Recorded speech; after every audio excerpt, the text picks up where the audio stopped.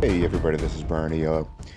On episode number 64 of Origin Stories on Creativity, I had J.E. Purrazzi. She just recently published her first novel, Malfunction, and I wanted to talk to her about how it felt to produce her first long piece of art. And according to her, it's magnificent.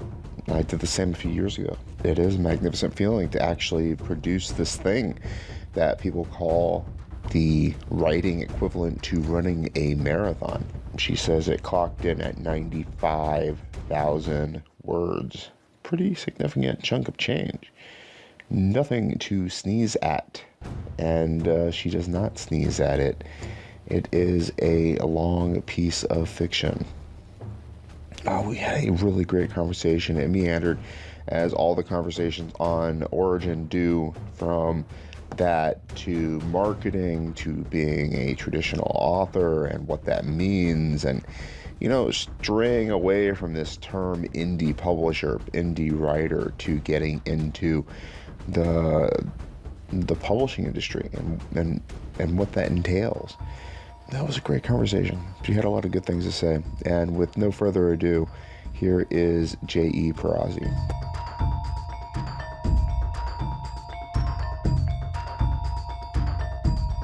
I tend to have really bad luck whenever one of my books come out. Yeah. When did your book actually when did it go live? Was it before or after the hurricane? Before, wasn't it? It was supposed to go live the weekend the hurricane hit, I believe. Is what it was. Yeah, I'd call that bad luck. Yeah, and then when my novella came out, my mom was hospitalized for a couple weeks. Mm-hmm. So yeah, this is par for course here. But yes, it came out on Sunday, and I'm quite excited, quite proud of it. This is Happy to have it Malfunction, done. right? Yes. What, and the novella was connected to this story? Refresh my memory. Yes, it's Revelations. Be it So prequel or sequel? yeah, it's a prequel. It's the prequel novella. I'm gonna do a couple different ones, but this one was kind of the opening to the trilogy. So How has the release gone, or how did you plan for the release, actually? well, I'm kind of just trying to have fun with these first couple of books. Figure out my voice and my brand and stuff. So I did a Facebook Live party, which was a lot of work. It was fun, but pretty much the only people who showed up outside of the authors that I invited was my mom and my sister, which is great. They won a lot of prizes. So it because of the hurricane and because I was so late getting everything done, I didn't really get a chance to put out the arcs like I wanted to. But I did get 3 out to book reviewers, so I'm waiting for those to come out on YouTube. Other than that, it's I haven't really done that much. What's a Facebook Live party? It's basically a Facebook event. You do an event, and then on the event page, you kind of host a party. It's quite common with a lot of women selling makeup and stuff like that. But I heard about the idea a few years back through a podcast. An author had done a event where he invited a few other authors to come and to bring their readers, and everyone just got together and celebrated his book being released, gave away some prizes, played some games. So that was the idea, to try to do something like that. Like I said, I was a little bit late to the game and was on a Saturday night, which a lot of people were out doing other things. It's just the only time I had available. So yeah, I was just trying to have fun. It was enjoyable. I had a great time. So Well, that's all that matters, right? I mean, yeah, getting out there and just letting people know what you're up to. yeah. Yeah, so I'm excited. I'm excited to finally have this book out and for it to be finished. And I've kind of been taking this week off writing to try and catch up on some other things, some art, um, and some beta reading. But Did you have people beta read Malfunction? yes, yeah, I had quite a few people. When I started out, I started out on Wattpad. Um, Wattpad, yeah. I don't know if you're familiar with that at No, I all. am. I've been out there. What do Yeah, you think? Wattpad, and then you have the Inkit, right? Is it Inkit? How do you say it? I'm not Inkit. entirely sure. I haven't been on that. I know there's a few different places available. Yeah, they're Some of very them are like paid and some social aren't. media like oriented, right? You bring kind of your A game and get your audience built up from the ground. Yeah, yeah. I haven't found it very useful for actually building an audience to buy my work. You have But not found it very useful? no, not Wattpad. Wattpad's very fan fiction and romance oriented, aren't they? It is. Yeah. But there's also the problem that it's a very young audience, and not a lot of 13 through 17-year-olds have credit cards to go and buy books on Amazon. I'd always heard the opposite in terms of the 13-year-olds and 14-year-olds have mommy and daddy's wallet. So if they Yeah, want to buy something, they can always say, Mommy and Daddy, I want to buy this. And Mommy and Daddy will say, Okay, dear. That's why Britney Spears got so hot. It wasn't that she's, Mommy and Daddy's favorite. She was the 13 and 14-year-old's favorite. That's why, she was able to make so much money. yeah, and like I heard that before until when I started listening to podcasts. I guess it's kind of the opposite with books. There's a growing YA audience, but for a good long time, authors had a hard time marketing YA because um, it's just hard to get your audience Yeah. on, on Amazon through that medium. And most YA readers are still paperback readers for the most part, which is kind of the opposite of what you would expect. Usually, young adults and teenagers are on the cutting edge of technology. Um, but I guess now just recently YA has taken off. But But yeah, it just Malfunction's not a YA book, though. no, Malfunction is No. not, which is another reason why Wattpad probably didn't work so well for it. I had to work really hard for an audience there, which is fine. Your pinned tweet, the cover here, that's your cover, right? The red skull. Yes, Oh, much better, honestly. That's much better than what it was. I didn't want to yes, say anything about what it was. I didn't like the cover that you on were showing. Wattpad. I don't know. When I first when I first did the interview with you, I didn't want to say anything, but I did not like the cover that you had on Malfunction that I was looking at. Oh This yeah, one I like a lot. This one I really really like. This is a lot of pizzazz to it. yeah, Pops. yeah. I'm quite happy with it. Did, So did you do this yourself? no, no. I have she's actually my editor as well, Pool Publishing Services. She's done all my covers for the entire trilogy. Hmm. And then she also does my editing and does my formatting for me. I like this. That really looks nice. Excuse me. So, what's the plan now? You're gonna sit back. You have one more book to write, right? I have all three done. Um, but I'm working on rewrites for book two. Uh, What this is book two. Oh no, this is book one. yes, this is the first book in the trilogy. So I had the prequel novella, and then there's a first book in the trilogy, which came out, and that's Malfunction. And then I have book two I'm working on right now, and my hope is to have that out in 6 months. Because it's already written, but it does need a lot of work. So I'm rewriting probably 2/3 of it. You're rewriting 2/3 of the second Book book. two, yeah. Okay, that makes sense. When do you expect to get it out? My hope is to get it out in 6 months. My hope is to start a pattern of putting books out every 6 months. Hmm.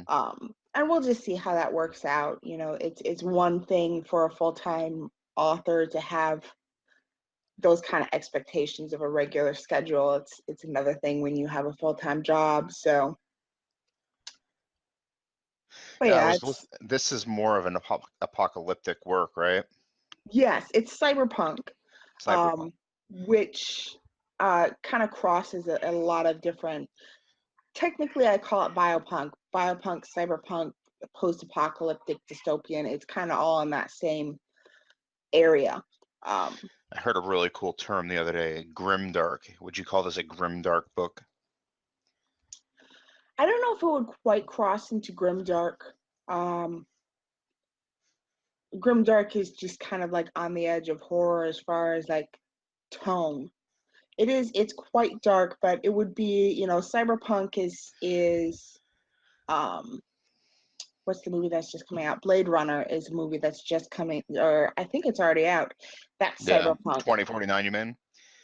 Yes, Oh God, yes, I love yeah. it so much. You've not seen it? Are I you? haven't. Did you see the first one? I haven't. It was on Netflix and I tried to watch it, but that was when I would first started writing and I just didn't have the time. I still don't watch a ton of television. I will tell you this, it's a very difficult movie to watch. When I was a kid, I'd watch it over and over again, and I fell asleep. I'd always fall asleep. I'd make it to the end and fall asleep. I don't think I've watched it all the way through my entire life. I could not make it through that movie, and I finally did. I made it through it, and I went to go see 2049. And 2049 is wonderfully done. It's Yeah, a beautiful. It's almost like 3 hours long. This movie. It's just really well done. I'm a big fan of Ryan Gosling. I don't want yeah. to like the guy, right? I mean, he's a blonde, good-looking guy from Canada. He's like, what do they call him? A movie star, not starlet. What's the opposite of starlet for a man? uh, Not sure I can help you with what you're thinking of there. Wait, whatever that is, the opposite of starlet. He's that Yeah, type of guy, and I'm not interested. So I kind of ignore him. But he makes good movies, La La Land, and this movie, and he's the driver. All really fantastic stories, and yeah, 2049. If you get an opportunity, it's like 3 hours long though, and it's methodically paced, and it's wonderfully choreographed, and it's beautiful. But you really have to watch Blade Runner before you go. And Blade Runner is another yeah. one of those movies that's just beautifully paced. And as a science fiction author, if you're watching this movie, you're thinking to yourself, I want to write something like this. You want to immerse your readers in this like lukewarm bath of dystopian future. I also read Hmm. recently that these grimdark stories, these dystopian stories, are not what people want to be reading right now. They want to be reading like happy stories with happy endings, and like, what is that? What is a happy story? You know what I mean? Like, if Yeah. you're going to be writing a happy story, what's a happy story? How are you going to entertain people? Like, was Harry Potter a happy story? I guess it ended happily. It's I think Harry Potter caught on so much because it started very whimsical. Um, and it's definitely easier to market a happy, upbeat story. Um, Yeah. which is why you're going to see much more, there's a lot more comedies on air than there is, dark shows. But I've also noticed that science fiction and fantasy in particular are leaning in the opposite direction. Then what? Then they're not going happy go lucky. The more I see, especially on television, the science fiction and fantasy are getting, they like to use the word gritty. They're getting grittier, they're getting darker, they're getting bloodier. So I think that's, if you look at like the 100, or what's another one that came I out call that a recently? pretty person science fiction, where everybody's pretty. For some reason, for some reason, everybody in the cast is pretty. Like Jesus, there's not one Yeah, ugly person in this future. They're all skinny. They're all like 115 pounds. They're all the same size. Like, that's CW for you. That's an odd future you got there, guys. They're all Yeah. But like in the show itself, it's quite dark and dirty, and you know, all the main characters die, and which is kind of the same thing in fantasy, Game of Thrones, What is that and science historical. sci-fi show that just came out? It's based on a fantastic science fiction series. Um, The Expanse.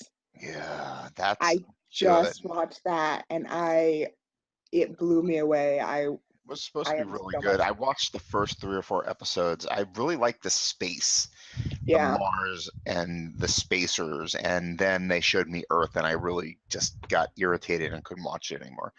But There isn't much time spent on Earth, no, yeah, it just bothered at me. all. It was Yeah. too pretty. Um, Again, I really get upset with pretty. yeah. I mean, what you're gonna do? It's television. It's a visual art, so they're gonna go aesthetically pleasing, I even if guess. it's unrealistic. Um, There's a guy, he gets parts all the time. He's, I guess he's an Indian gentleman. And when they just cast the same actors over and over again in every single show, I'm like, dude, they can't reach into the pool of people desperate for parts and get somebody new. Like, I saw that guy on like 5 shows, and you have to cast somebody different. It just yeah. bothers me so much. I heard an interesting podcast recently where they're talking about book to movie adaptations, and I think it would apply in this as well. You know, when you're writing a book and you want to try something new, especially if you're a self-published author, you're talking about a risk of, if you go all in, a couple $1,000. If you're talking about a television show, especially something big budget, which requires, CGI and complicated sets and whatnot, if you take a risk on that, it's gonna sink you. So that's why they don't, you're not seeing them pluck up obscure books. They're only picking the books that everybody has bought. And I think it would be the same with actors. Speaking of that, though, I mean, what's that Heath Ledger and Jake Gyllenhaal movie that won, awards for actors, and that short story that it was based on back in Hmm. the day? Do you know what I'm talking about? Let's think. What's that guy's name? It's ringing a bell. Ledger? I can't remember the guy's name, and I just said it. Like, it turns 7 o'clock, and I'm like instantly ready for bed. Yeah, I feel you there. What did I say his name was? Ledger. He said Heath Ledger and Jake Heath. Ah, Gyllenhaal Jesus. Heath is who he said. Ledger. There he is. Yeah. And the movie is going to be called, I'm not editing this. I always look like a complete idiot in every single podcast that I do. Not And at his all. filmography is like 5 movies long. Oh Brokeback Mountain. I mean, yeah, I've never it actually was seen that. it was based on a short story. Yeah. I mean, it was based on a tiny little short story that I couldn't even tell you who the author was. Well, so was The Arrival. What a brilliant movie. Still haven't seen it, and I really want to. As a science fiction author, that's a shame. You should be ashamed of yourself.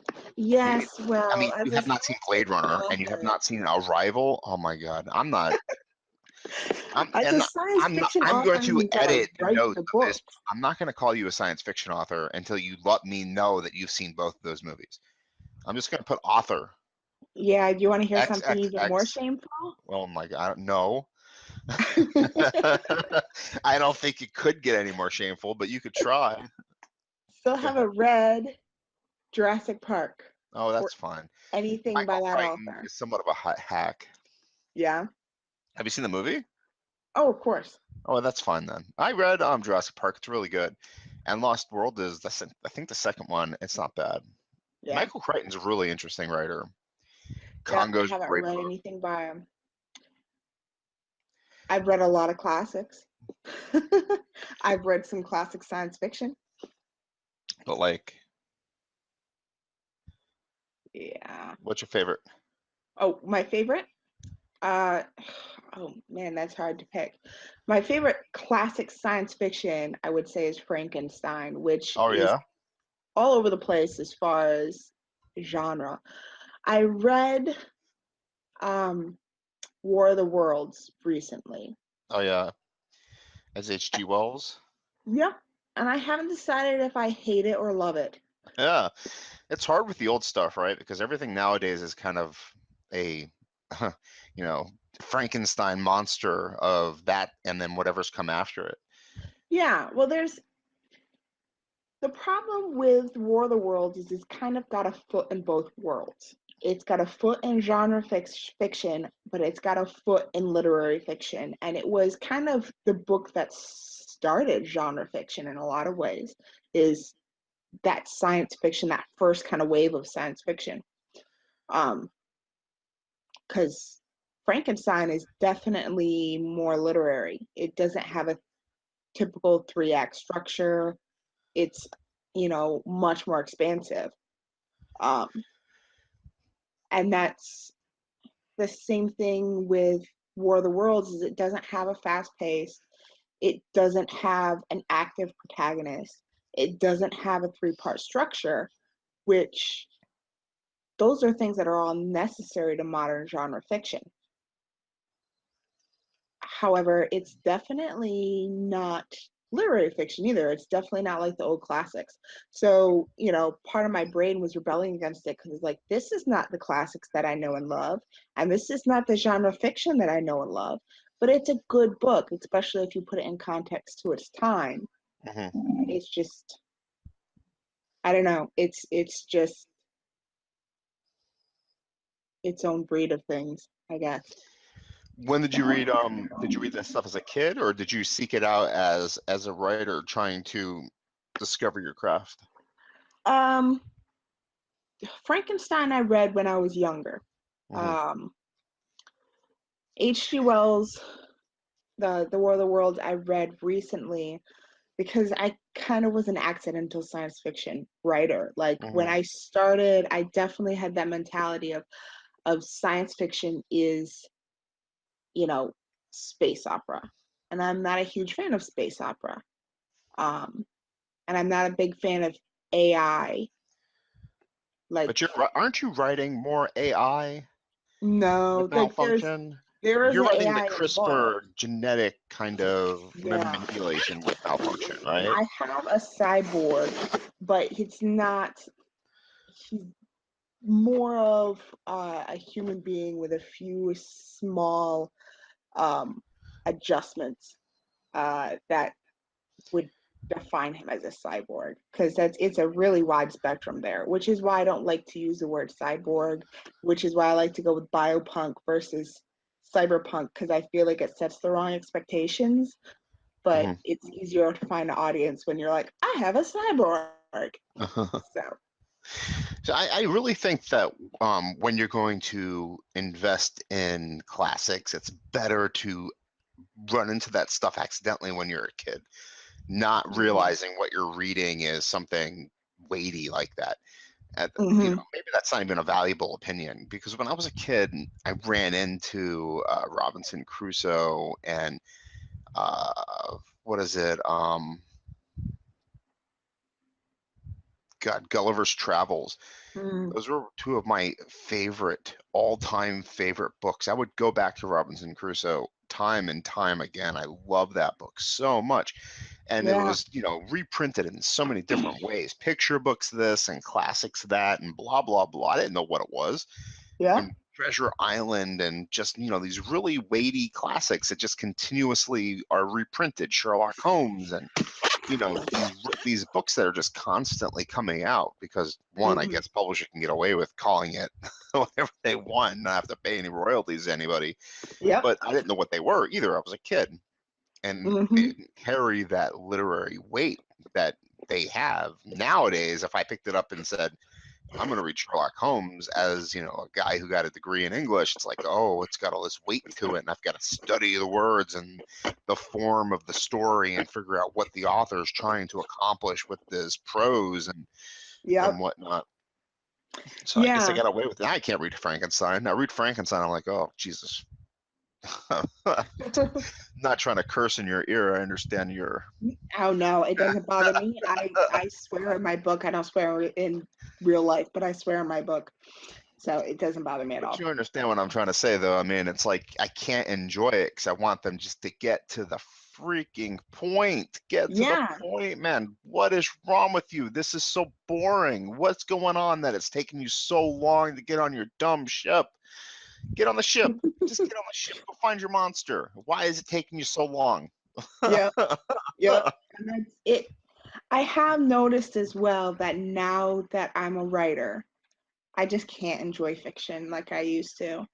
Um, and that includes like movies and stuff like that because I'm sitting there like, oh, there's the inciting incident, and oh, that was a horrible info dump, and that's, as you know, Bob, conversation, and just going through this list of don't do that, don't do that, do this, and of course, you have your own style as well that you have to bring into that.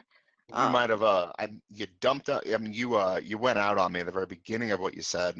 oh, I'm sorry. It's okay. Um, The Google Hangouts is conspiring against us. yeah, I was just saying I can't, as a fiction writer, I can't enjoy fiction like I used to because I'm too focused on craft. I love when you can find a good story where you Yeah. can forget about it and you could just read it and it's like, oh, this is good. I'm flowing along. I'm lost in the story. I'm not Mm-hmm. worried about anything else. It's really fantastic. I read a guy. His name is Kai Asante Wilson.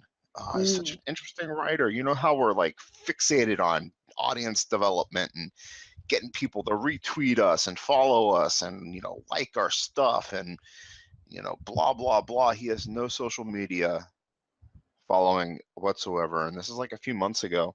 Yeah. I just was happened to be malingering on Twitter, and just all these people started tweeting out that he got a story in Tor. So I went to Tor and I started reading his story that everybody was tweeting out about, and it was freaking fantastic. It was about this couple. The woman had lost her aunt in Bushwick, so she went out to this project, and they raided the aunt's apartment. They were looking for money or whatever. They were dirtbags. They Mm-hmm. were looking for money. They were looking for jewelry. They were looking for whatever. The aunt was going to get her stuff thrown out on the street within a day or whatever. And Mm-hmm. they were looking for whatever they could, valuables to take with them. And they found in a box underneath the dining room table a machete and a shotgun. It was in a little coffin or whatever, and they Yeah. just became possessed by the evil spirits of voodoo or whatever, and they killed these two Ukrainian movers, and the spirits within these two items just sucked in these two Ukrainian bodies, basically just boom, and boom, man, I was sucked into this 10,000 word story from that point on. It was just amazing. The guy has no Ah. social media following at all. I mean, he has like 2 novels, and people just like are in love with this dude. Yeah.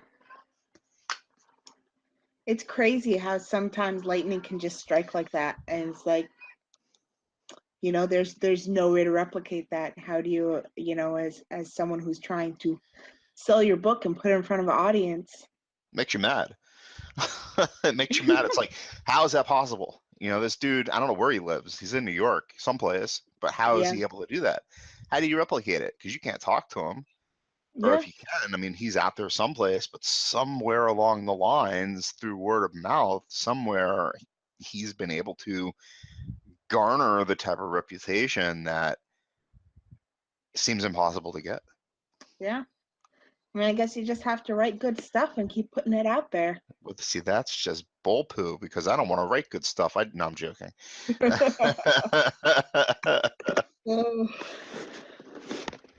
So, I mean, you've written these 2 pieces, and you're working on your blog? yeah.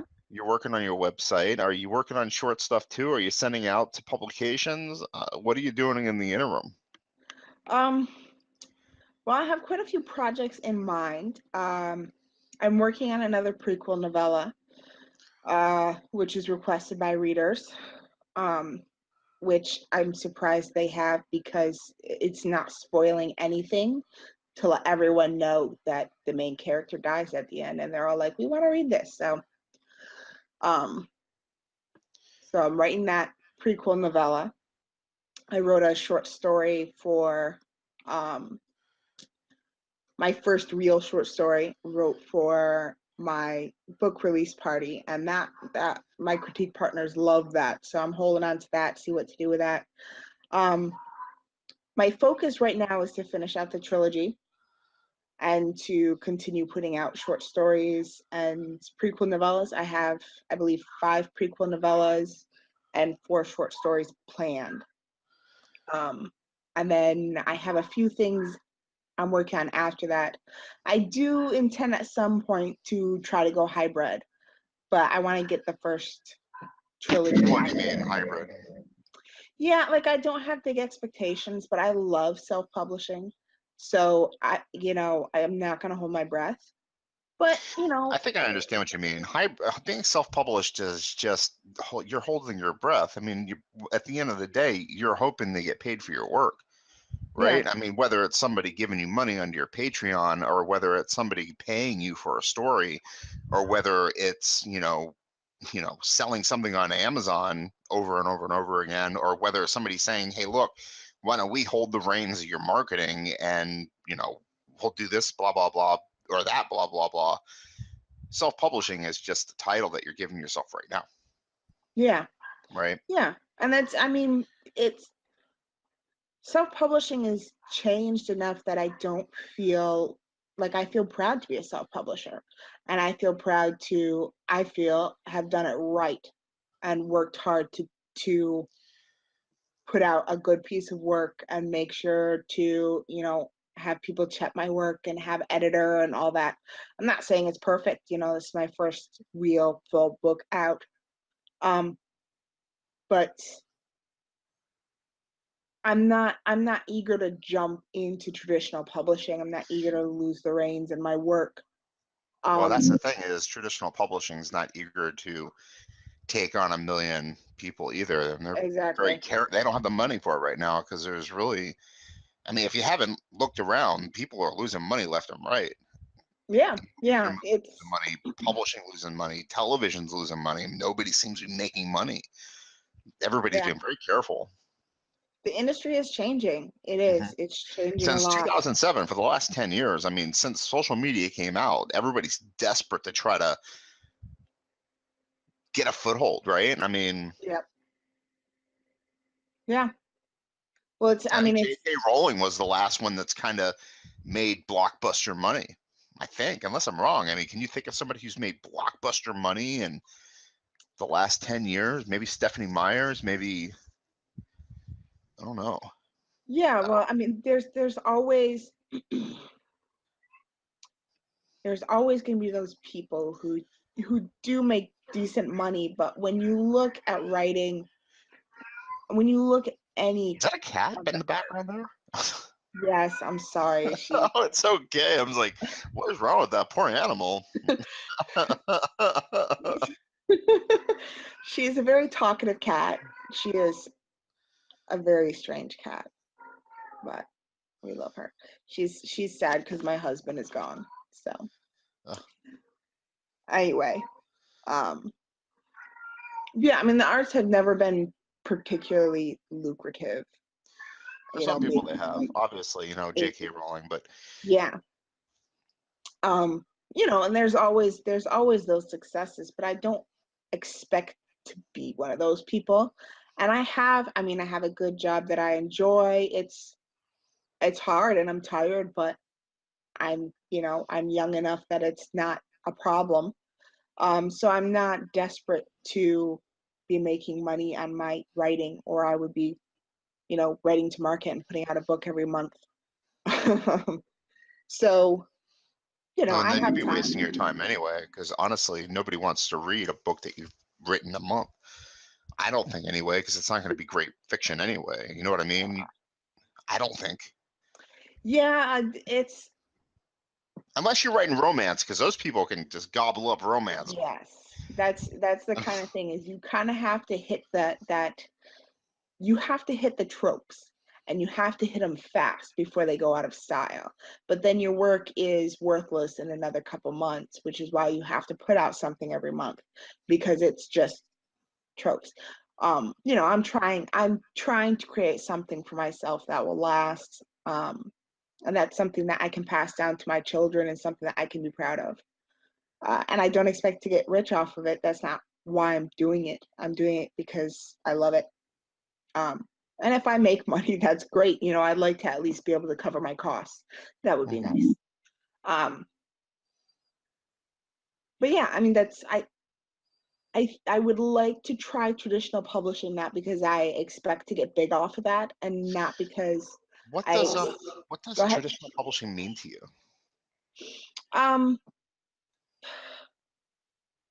It would be, for me, my expectation, it wouldn't have to be one of the big five. I would be comfortable going with a small press. What if I told you Depending on the traditional size. publishing isn't necessarily even getting a book published? What if, I mean, because I'm really thinking about this, what if traditional publishing meant, making a list of magazines and writing short fiction and, working on your novel, but writing short fiction and publishing short fiction, and you're getting traditionally published every single month too? You know what I mean? You're writing short fiction, you're publishing short fiction, you're developing an audience, and then you get that novel done. Yeah, and I've heard that from a lot of traditional publishers who do it that way. Um, I think if I was a full-time writer, that would be a more interesting option to me. Because right now it's a real struggle for me to just keep up with helping out my critique partners and getting out a book. How So much time do you spend writing a day? Because it sounds like you write a lot a day. yeah, I try to write 1,000 to 2,000 words a day. It's a lot. Yeah. And that's the problem, is because I'm a new writer, and because I'm also a little bit of a perfectionist, that's a lot of rewriting. So it's a lot of drafts. And then I also try to critique um, a chapter of whatever I'm working on at the moment. So it's a possibility. I'm at the beginning of my career, so I'm kind of willing to keep my eyes open for anything. But right now, I kind of want to just get my foot in the door and get established and set up this trilogy. And from there, kind of be able to take a look around and see, As desperately as possible, though. Because I mean, that's your total goal, is to get that trilogy done. I talked to a woman by the name of C.L. Schneider. God, Cynthia. I don't remember what she said her first name was. I think it was Cynthia. She was a wonderful conversationalist. She is hardcore indie, right? Yeah. And she said she does not write any short fiction. She denied that as a thing that she even touches. And she's hardcore. Like, I don't even remember the number of followers that she has, like 40,000 or whatever. Yeah. But like, she's amazingly popular. She's got a trilogy. She's been doing it for 15 years. She's starting a new trilogy now, Yeah. or a new series now. It just seems like she's very hardcore in terms of like her career. Yeah. And talking to her, it just seems like, she has it worked out. 3 Yeah. books. The 4th one is out, and she's working on that 2nd series now that's not connected to the first one. Beautiful art, beautiful marketing. She has it down. 15 years. Yeah. Yeah. It takes a while. I think, It seems like, right. and for me as an artist, it's like, wow, 15 years for 3 novels, 3 Yeah. stories. That's it. That's it. I Yeah. want to write more than 3 stories, though. I mean, she was a great woman, believe me, and I've not read her novels. I mean, I don't have time to do anything. I'm still reading *Sapiens* for months now. As embarrassing as that is, I think on my Kindle it says I'm 40% through. Woohoo! I read a bunch of short fiction, so does that Yeah. count for anything? Who knows? Of course. I write like tens of thousands of words every month too, but whatever. But I mean, she's written 3 books in like 15 years. And all the marketing and crap that goes along with that. And she's raised children and all that good stuff. I mean, what do you want at the end of 15 years? Do you want to have written 3 books? Or do you want to have a library of just freaking phenomenal, varied stories? I mean, that's a question for you. Yeah. I'm done with my rant. No, And now no. I present the question to you to answer. I think there's a lot of different ways to to be an artist, to be a writer. And I think first and foremost, I am a novelist. I like good, long, weighty books that take a long time to unfold. I like exploring characters. I like exploring their arcs. I like the 3-act story structure. But I have enjoyed learning how to do short fiction. So I think like right now my focus is on finding my audience, finding my readers, and building that up and learning what they want from my writing, what they Who do you enjoy. want from your writing? So, I mean, Yeah. at the end of the day, Well, it's a partnership. It's if I'm writing my trilogy and everyone's like, okay, this is really like, can we try something else? And I have, another 4 short stories in the same world, then maybe those are something that I keep for myself and I publish something else. you know what I found interesting? Earlier in the conversation, you said that you had your Facebook party, Yeah. and you said, your mom showed up and your sister, Yep. and the rest of the people that were there are writers. I'm like, oh Yeah. man, that's a little bit disappointing because, are you writing for writers or you're writing for readers? And where the hell are the readers at? Everybody seems to be writing. Yeah.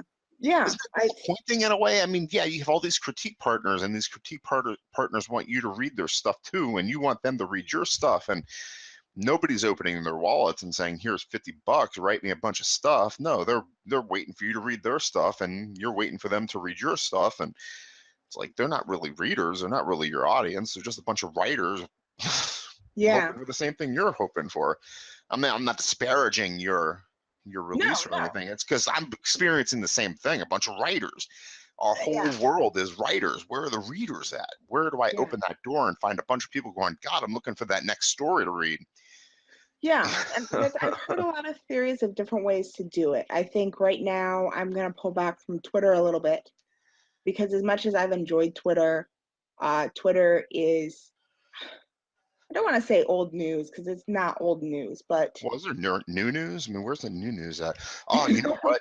Oh, you're not even allowed to be on Twitter tomorrow anyway. I think all women are boycotting it because of Harvey Weinstein. okay, so wait. I'm not supposed to be on there. But I thought the whole idea of feminism was doing what you No, want. you don't have a choice. you don't have it. You're not allowed. Okay. Okay, All forget women the have decided patriotism. for you. I don't have to listen to the anyways. No, all women have decided for you. You're not allowed to be on there tomorrow. God, man, it's so funny. It's like there always has to be a story to incite. Now it's Harvey Weinstein. Tomorrow it'll be something else. Oh, of course, yeah. I mean, okay, I understand sensationalism and I understand the desire to be involved in those kind of things, but there was a time in which we focused on what was going on around us and helped the people who were right next door instead of Caring about some yelling to the Hollywood big void. shot who's been doing this shit for decades. I don't know. Anyway, way off It's a point. disgusting story, and Yeah. he's a disgusting man. My God. He's president right now too. It's not like that dude isn't president. You know what I mean? Harvey Weinstein Yeah. is Donald Trump. Donald Trump is Harvey Weinstein. They're the same freaking person. Basically, their attitude and the way they've treated women and other men and other human beings. I mean, they're basically the same dude. Yeah. Sick. And there's horrible people all over the world. Yeah. There are. It's Yeah, it's a reality of what we live in. I just think there's better ways to deal with it than not going on Twitter for a day. Yeah, Yeah. totally. And as far as Twitter being old news, yeah, absolutely. It's a great way to interact with other writers, and I've not met many readers that way. It Yeah. is old news, and Yeah, I've heard good things about YouTube and Instagram. So I'm going to be trying my hand. I'm working on Instagram right now, and I'm going to be trying my hand on YouTube possibly in the next year. how are you going to use Instagram? Because I've heard Instagram actually is a revolutionary platform if you could use it correctly.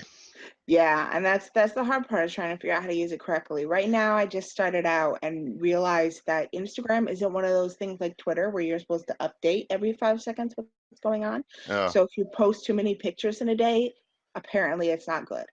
Okay. So I figured that out. So my 3 pictures a day Oh, I goal saw that is, post of yours. I think that was yesterday yep, or today.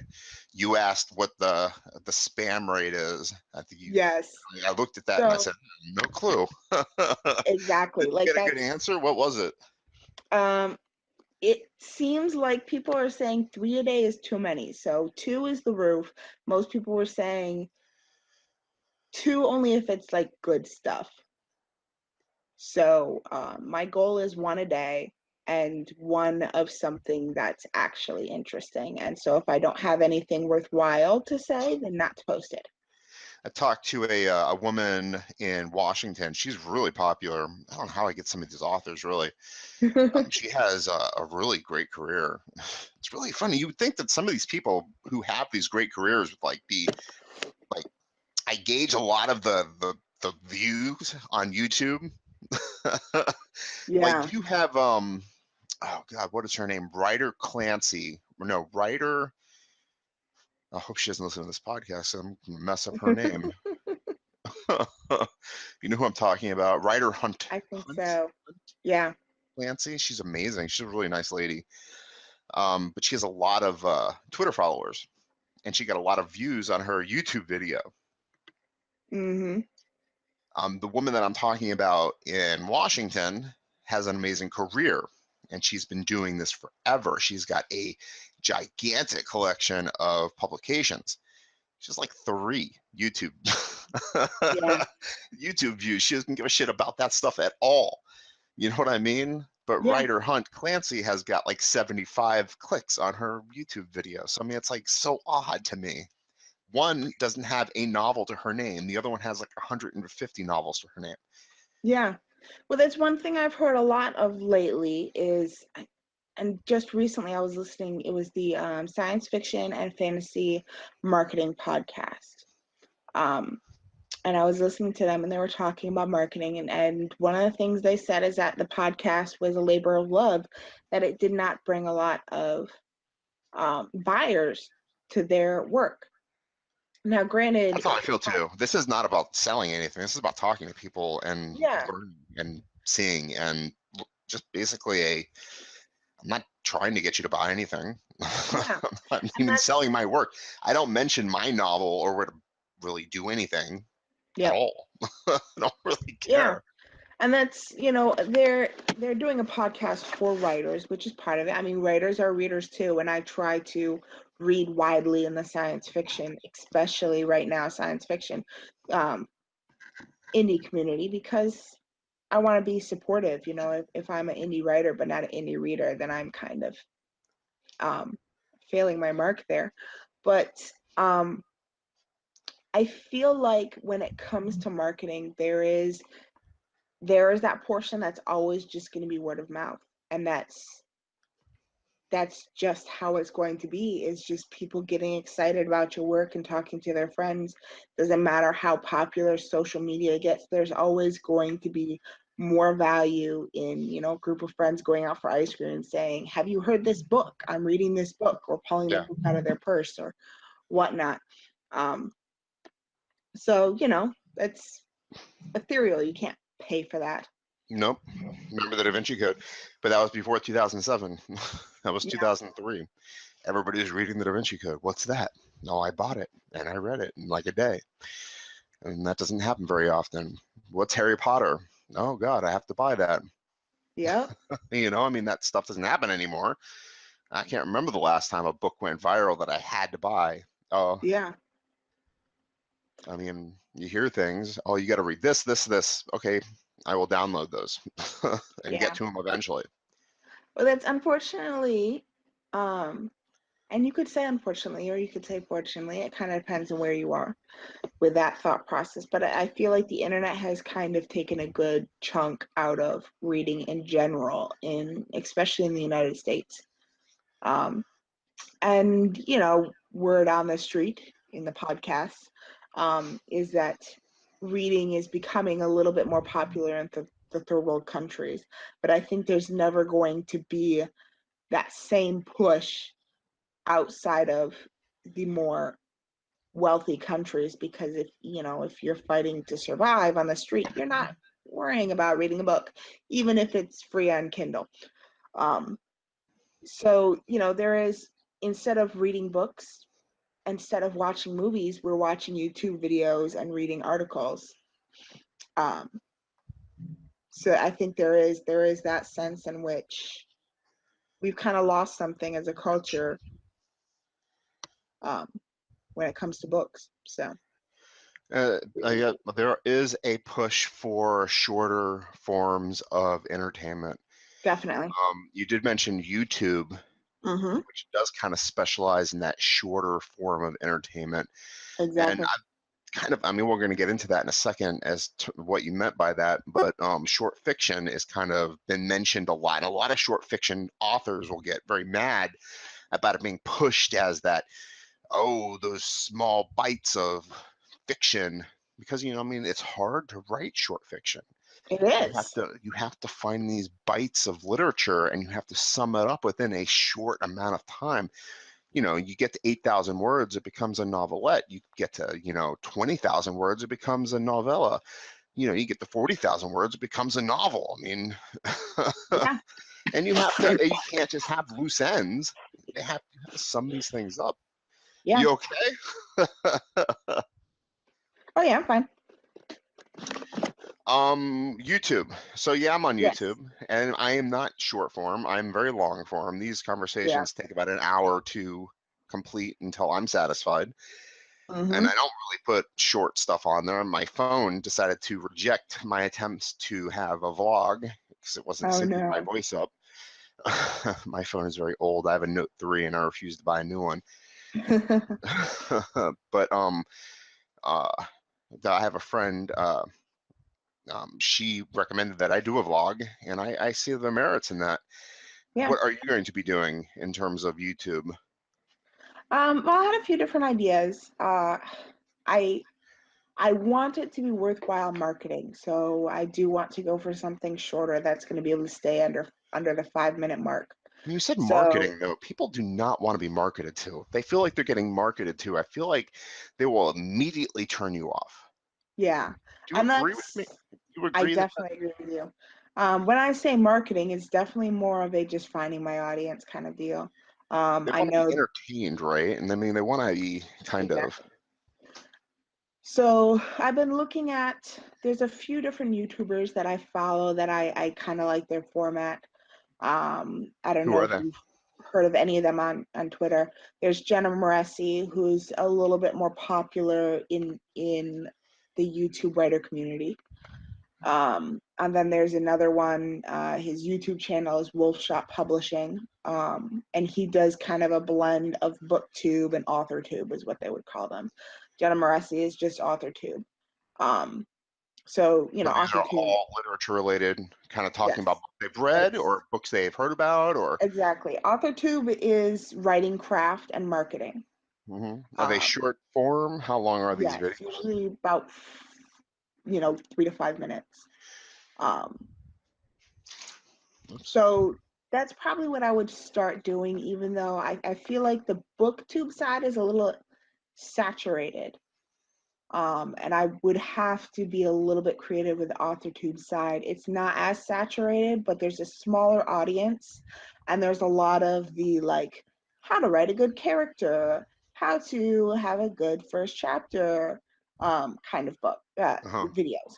So It's tough yeah, so I because feel like I it would does feel have like a to do it. saturated market. It seems like everybody has kind of Yeah, listen to me tell you how to work this angle or whatever. and the same kind of information too, because basically Yeah, they just watch everyone else's videos. and just What regurgitate it, right?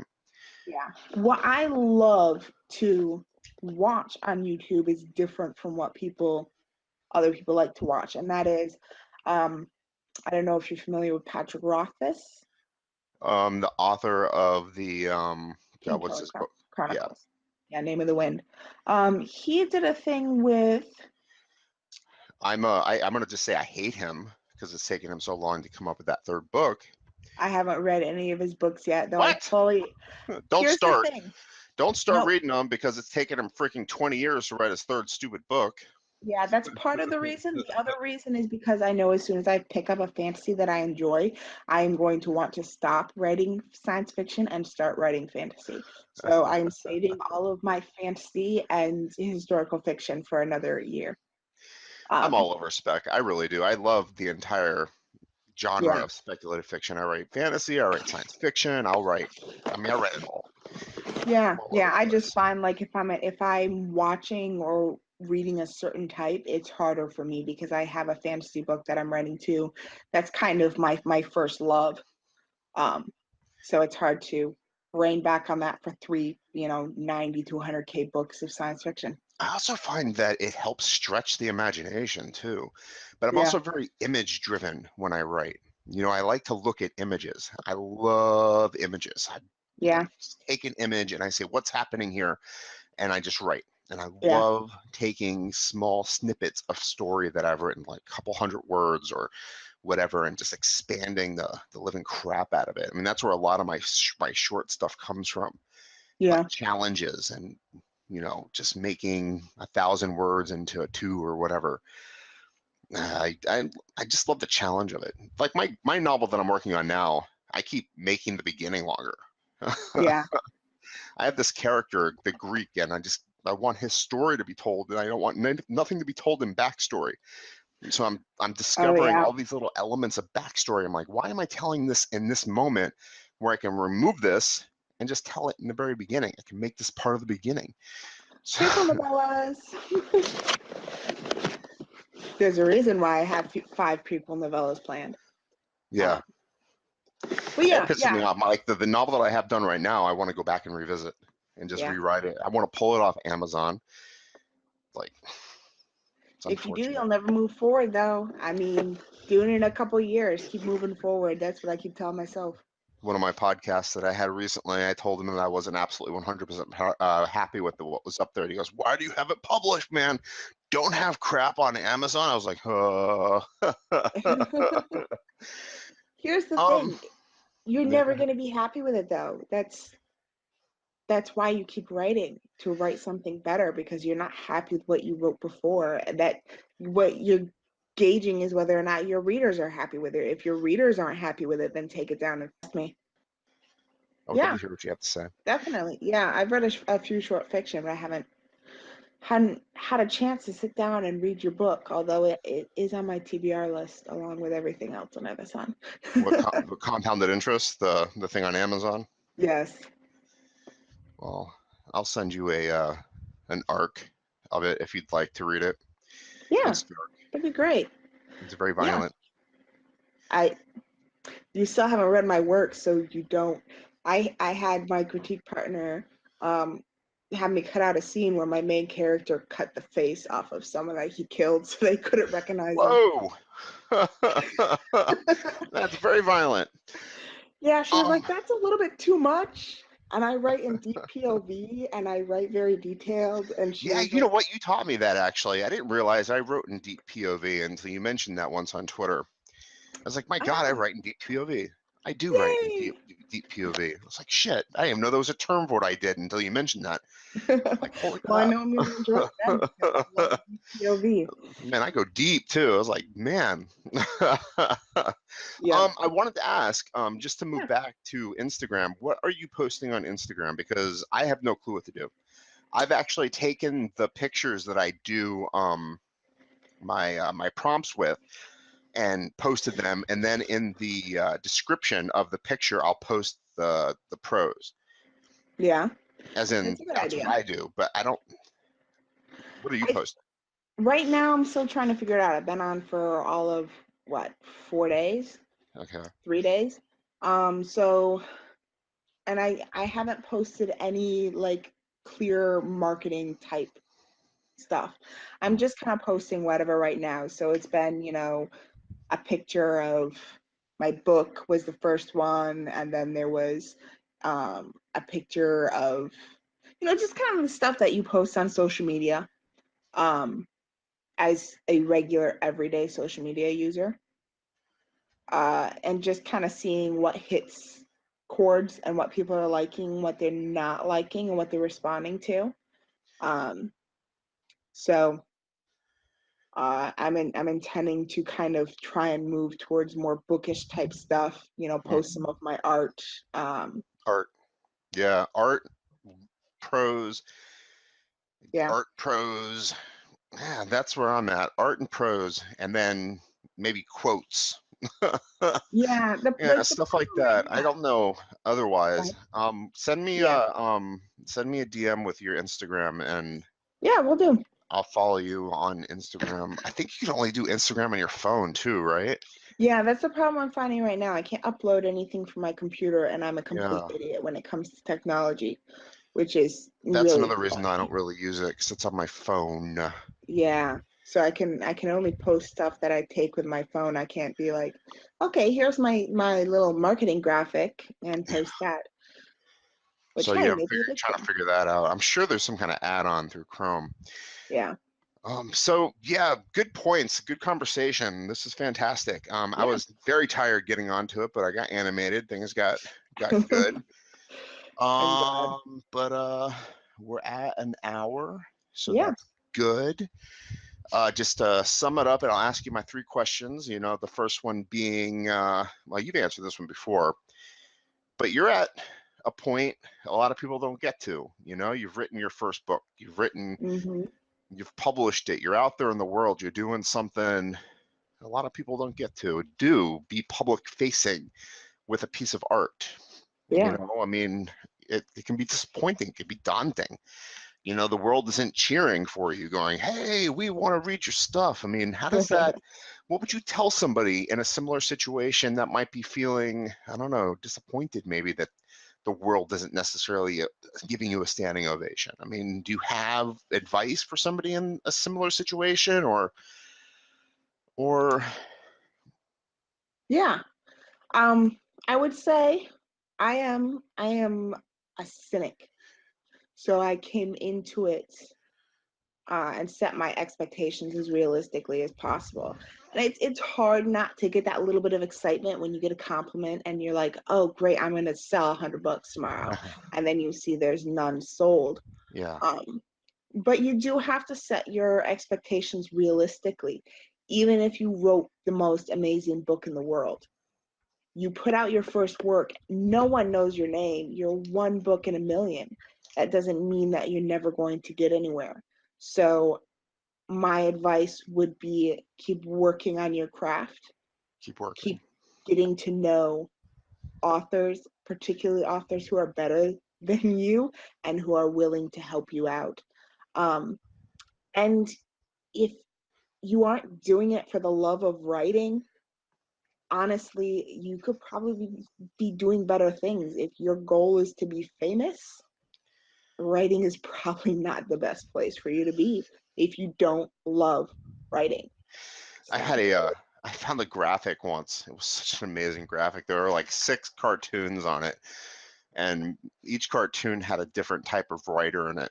And yeah, the top left corner was a writer who'd write something, and then right away, I mean, that they would write it no matter what they wrote, they would run out and sell it. They yeah, couldn't wait to sell it. That was what they wrote for, so they could sell it. And there's nothing wrong with that. You know what I mean? no, They would just get so excited to sell whatever it was they wrote. And that's fine. You know what I mean? If you get the art to sell and that's what wakes you up in the morning, there's nothing wrong with that. But I'm that dude down there in the bottom left. though, who sits in his dark basement and just pounds out his little art all day long and has no freaking clue in the world how to sell anything. It's Yeah. like, oh. That's the blog post I'm going to write you. The worst businessman in writing. I look forward to that one because yeah. What are you reading right now? I am on the tail end of Bleak House, which has been a very interesting read. It's got some great things that are a little bit creepy. There was a guy who spontaneously combusted, and I think those were some of the best chapters I've read in a classic book. And then there's some stuff that just goes over my head, mostly the lawyer stuff. Is that Bleak? Bleak? Yes, Bleak House. Cool. Who wrote Charles Dickens. Charles Dickens. Charles Dickens. Yes, I got my degree in English. I skipped all the Brit-Lit classes, though. Yeah. I'm enjoying it. It's my first Dickens. Oh, So really? I like the Russians better, but Dickens is pretty cool. You know what? No, it's not my first because I did read The Christmas Carol last year. I was going to say everybody knows The Christmas Carol. Yeah, but I You know, didn't read it until last year. my, And then I'm and also you have to reading. know, what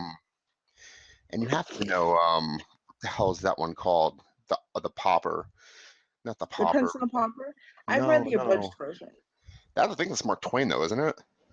No, no, the you're thinking of a Connecticut Yankee in King Arthur's Court. No, I'm actually thinking of Oliver Twist. Ah, And I'm which is getting also off on Dickens. tangents here. And my last question is, where can we find you? My website is www.JelanePurrazzi.com. If you're listening to this podcast, I'm sure my name is written somewhere. Yeah, I'll fill in the notes, no problem at all. Yep. And I will make sure that I put science fiction author. I'm positive you've re-earned my appreciation for your craft Oh, along the thank way. you. But because Well, you will watch Blade Runner between now and tomorrow morning. I will. And tell you what, just for you, I'm going to, when I send you that DM, I'm going to send you a download link for my short story so you don't have to read 100,000 words to figure out if I'm a decent author or not. How does Is that that how sound? long your novel is? 100,000 words? My novel is a little bit above 90K. Wow. So yes. Not bad. The Greek from Nowhere is at 60,000 right now, and I have no clue where I'm going to end up because I just keep writing the beginning, keep expanding the beginning. I mean, I don't know if that's normal. I just keep expanding the beginning. Oh, I need to add Hey, as that. long as it's good, who cares if it's normal, right? I don't know if it's good. You're asking the wrong person. I think it sucks. It's driving me crazy. I want it to be over with so bad. Anyway, thank you so much for joining me tonight. I really appreciate the conversation. It was magnificent as always. And Yeah. I do believe you're joining me on Mirage. We're going to be doing Orson Scott Card. We just don't have a Yes, I'm date yet, excited for that. right? You haven't given me a strict date. You've said next month, so. Next month. Okay. All right. Thank you so much. We'll talk to you soon. Thank you. Bye. Bye-bye.